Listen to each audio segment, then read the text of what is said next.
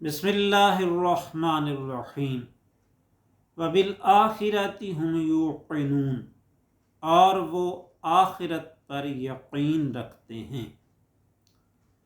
متقین کی اعلیٰ صفات میں سے یہ بھی ہے کہ وہ آخرت اور جزا و سزا پر ایسا پختہ یقین رکھتے ہیں جو کبھی متزلزل نہیں ہوتا، اور نہ ہی اس میں ذرا سی بھی شک و شبہ کی گنجائش پیدا ہوتی ہے۔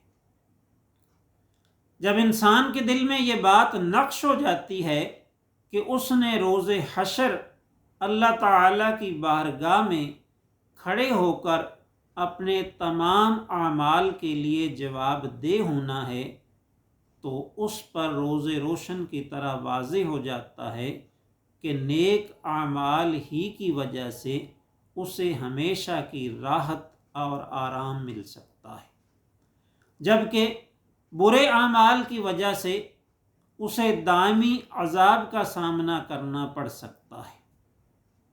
چنانچہ اس کے دل میں یہ جستجو پیدا ہوتی ہے کہ وہ کیا طرز عمل اختیار کرے جس کے نتیجے میں وہ جہنم کے عذاب سے بچ جائے اور نعمتوں والی جنت میں داخل ہو جائے۔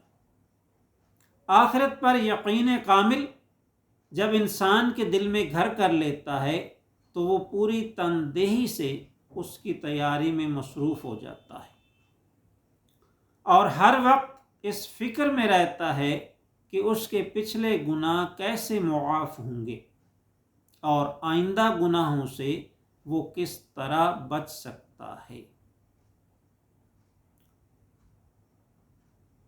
اسے معلوم ہے کہ اس کی ہر بات اور ہر عمل معزز و مکرم فرشتے ضبط تحریر میں لا رہے ہیں، لہٰذا وہ ظلم، جھوٹ، غیبت، خیانت، تکبر، عہد شکنی، ریاکاری اور دیگر رذائل اخلاق سے بچتا ہے۔ اگرچہ بظاہر دنیا میں اس سے کتنا بڑا فائدہ ہی کیوں نہ ہو، لیکن وہ تمام فائدوں سے صرف نظر کر کے برائیوں سے بچنے کی کوشش کرتا ہے۔ وہ حق و صداقت پر قائم رہتا ہے،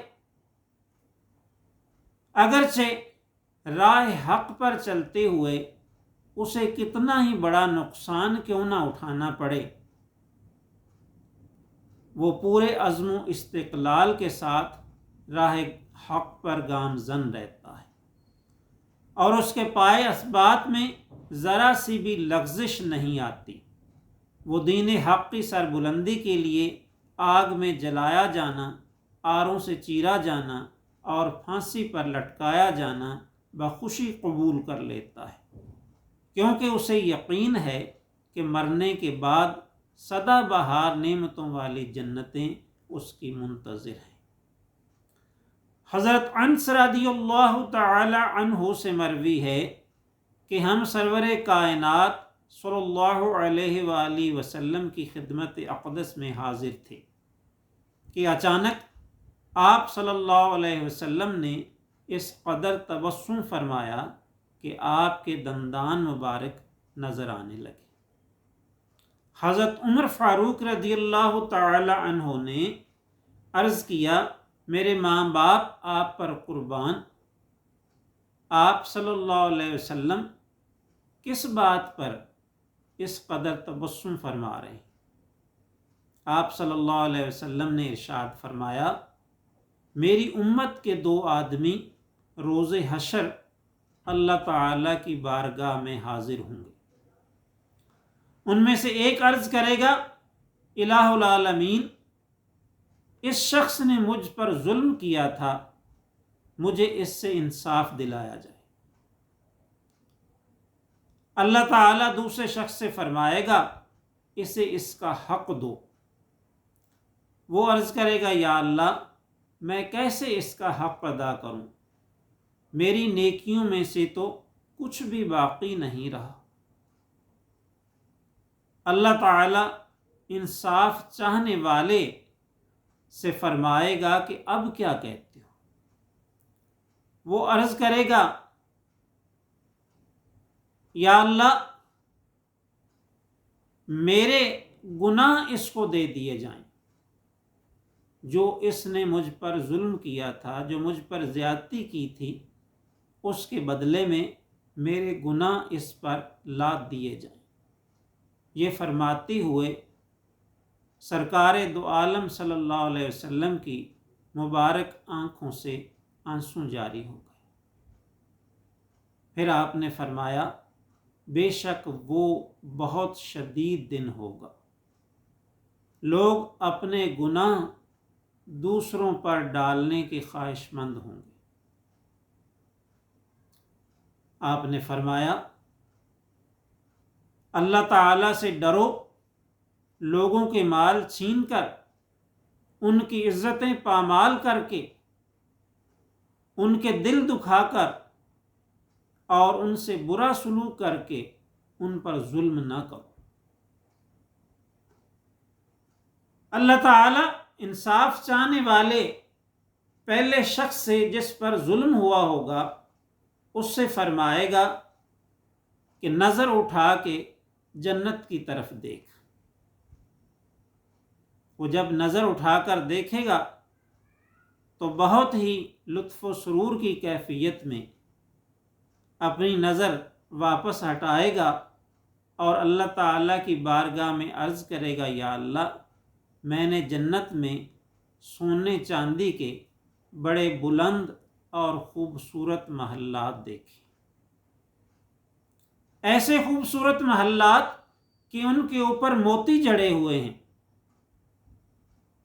وہ عرض کرے گا یا اللہ یہ ایسے خوبصورت اور بلند پایا محلات جن کو تو نے سونے چاندی سے بنایا ہے، جس کے اوپر قیمتی موتی لگے ہوئے ہیں، یا اللہ یہ کسی نبی کے لیے ہیں یا کسی صدیق کے لیے ہیں یا کسی شہید کے لیے ہیں؟